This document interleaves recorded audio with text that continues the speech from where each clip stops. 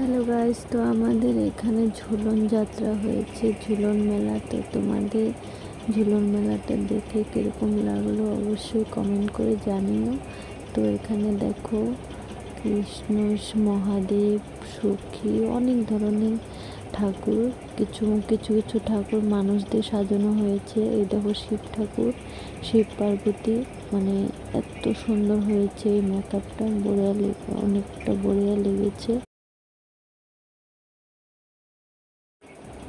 তো আজকে অনেকটা ভিড় হয়েছে, এতগুলো ভিড়, প্রচুর লোক হয়েছে। তো আমি আর আমার বরমশাই ছোট ছোট করে মেলাটা ঘুরে চলে আসলাম, কারণ আমার ছোট্ট পুচকি মনটাকে থুয়ে গিয়েছি, কারণ এত ভিড়ের মধ্যে ওকে নিয়ে যাওয়া যাবে না, ছোট এখনও।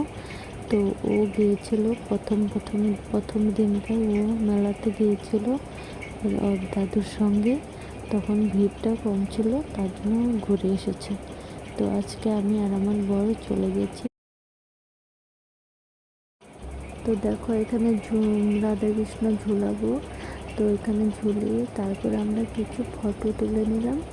তারপর এখানে বড়মশাই বলছে চলো আমরা চলে যাই। তো চলে তো আসলাম, কি খাবো, তো অল্প মোমো খেয়ে নিলাম, তারপর বাড়িতে রওনা দিলাম। তো তোমাদের ভিডিওটা কীরকম লাগলো অবশ্যই কমেন্টে জানিও।